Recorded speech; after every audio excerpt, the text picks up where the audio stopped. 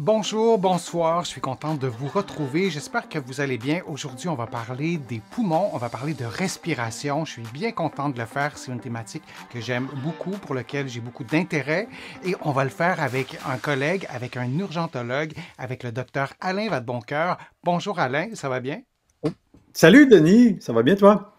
Ça va très, très bien. Merci d'être là. Et si les internautes ont envie de plonger davantage aussi dans les thématiques qu'on va aborder aujourd'hui, donc on peut le faire, ils peuvent le faire dans ton plus récent livre. Donc, il y aura des informations qui seront détaillées encore davantage dans ton livre le plus récent que j'ai beaucoup aimé et j'ai eu vraiment l'honneur de signer la préface. Ton livre s'intitule Poumons, du premier au dernier souffle. C'est un excellent bouquin, je vous le recommande et vous pourrez recueillir à travers ce livre-là des informations qu'on vous aura données aujourd'hui. Vous pourrez aller plus en profondeur. Je ne comprends pas l'expression faire de l'eau sur les poumons, n'est-ce pas de l'air qui devrait entrer dans les poumons? C'est quand même un peu contre-intuitif de se dire qu'on a de l'eau dans les poumons, comment l'eau peut entrer dans les poumons quand c'est de l'air qui entre. Je pense on peut donner une explication relativement simple à cette personne-là. Je te laisse la donner, Alain. Oui, ben en fait, l'air rentre, et on l'a vu tantôt, l'oxygène descend dans les alvéoles, et le but de toute cette affaire-là, c'est que l'oxygène traverse et s'en aille dans les capillaires. C'est ça le but, là, il n'y a pas Mhm. d'autre but pour ce qui est de l'oxygène. Et l'eau qui va s'accumuler, puis là, il y a plusieurs mécanismes, on a parlé de l'insuffisance cardiaque, mais il y en a d'autres. Donc, on peut avoir de l'eau sur les poumons pour d'autres raisons. Et on peut avoir de l'eau autour des poumons, mais tout ce qui va compromettre ces fonctions-là va empêcher l'oxygène de bien traverser. Et la réaction, évidemment, c'est toujours la même chose. Ça va obliger à respirer plus rapidement, ça va donner une sensation d'essoufflement et à un point, il va falloir agir pour régler ça.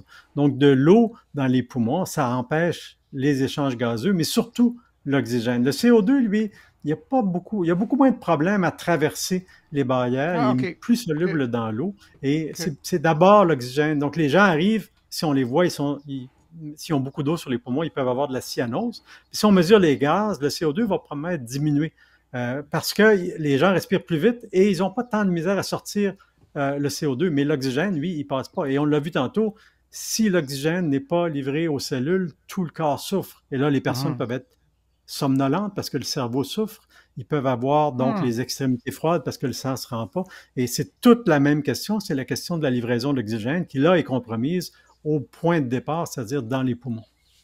On parle peut-être ici, pas uniquement, mais on parle entre autres de personnes qui ont des problèmes chroniques de santé, qui peuvent toucher le cœur, les Mm. poumons, les reins, peut-être d'autres. Et parfois, ces gens-là ont normalisé, en fait, une condition de santé moins bonne et d'avoir des signes de l'eau sur les poumons ou peu importe comment on le nomme, nommons-le comme ça. Les proches qui sont autour, euh, quels sont les signes, tu en as donné un peu, mais si on les Mm. répétait, on les résumait, quels sont les signes à observer pour se dire que là, non, non, papa, maman, on s'en va à l'hôpital, c'est pas normal. Moi, j'ai eu beaucoup de misère avec mon père à le convaincre, mais c'est quoi les signes qu'on doit observer quand on sait que la personne, elle a une condition fragile comme tu as décrite? Ben, je pense qu'il faut revenir à la base. Le but de ça, c'est de livrer l'oxygène. Si on en livre pas assez, la personne va respirer vite, va être essoufflée. Fait que si on a un proche qui, on sait qu'il a une condition cardiaque, tout ça, qui commence à être plus essoufflé, commence à respirer un peu vite, c'est souvent suffisant pour dire, OK, là, il serait temps d'aller à l'hôpital, surtout s'il y a eu un changement récent. Tu sais, il y a des gens qui sont essoufflés de façon chronique parce qu'ils ont une maladie chronique qui est stable. Ça, c'est une chose. Mais un essoufflement qui augmente, c'est toujours embêtant. Pour ce qui est de Hmm. l'insuffisance cardiaque, il y a d'autres signes.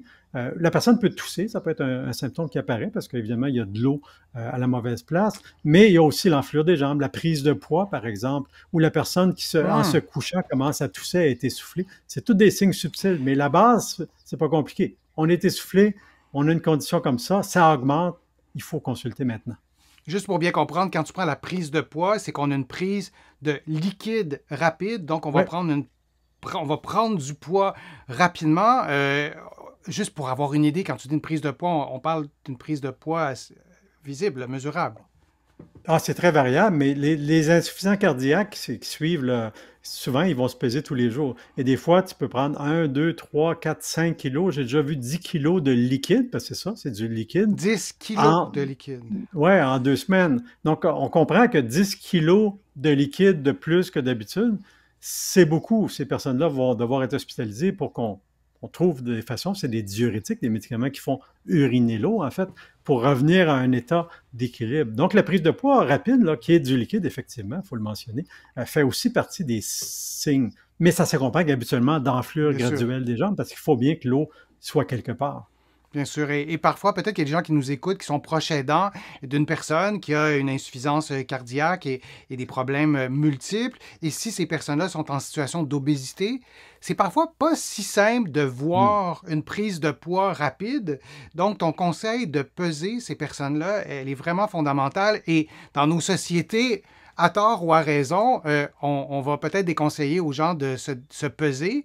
Bon, c'est peut-être pas nécessaire de le faire 2 fois par jour, à tous les jours, dans un contexte de vie normal. Donc, on a peut-être tendance à se dire non, non, on ne se pèsera pas. C'est peut-être en situation d'obésité encore plus. Je parle de se peser de façon régulière, mais dans le cas, dans le contexte qui nous occupe en ce moment, quand on parle d'édème pulmonaire, merci de nous donner ce conseil-là de peser la personne. Et on parle d'une prise de poids vraiment ultra rapide. Ça n'a rien à voir avec prendre du tissu adipeux. On parle d'autres mécanismes. Est-ce que tu as autre chose à Ouais. ajouter par rapport à ça? Ben, il faut quand même spécifier qu'il peut y avoir un œdème pulmonaire sans aucune prise de poids, simplement, Mhm, comme on l'a mhm. mentionné Bien tantôt, que sûr. le cœur est en défaillance aiguë et que là, l'eau est redistribuée, ou le liquide, en fait, vers les poumons, mais tu sais, il n'y a Mhm. pas d'accumulation. Donc, il faut distinguer un peu l'aspect un peu plus à long terme de l'aspect très aigu.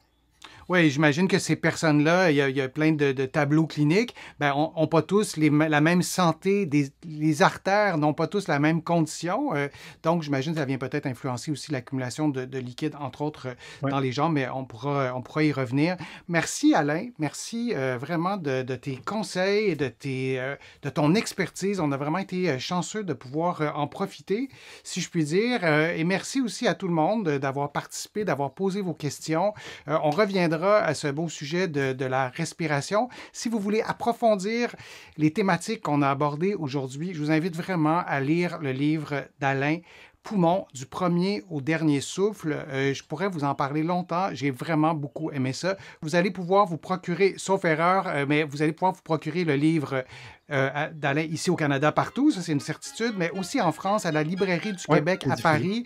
Paris. Cherchez-le aussi dans certaines librairies, vous allez peut-être pouvoir le trouver. Demandez-le si vous ne le trouvez pas. Mais oui, vous allez pouvoir le trouver de l'autre côté de l'Atlantique. Merci Alain de ta participation, de ta gentillesse et merci à tout le monde de votre présence et vos questions. À bientôt.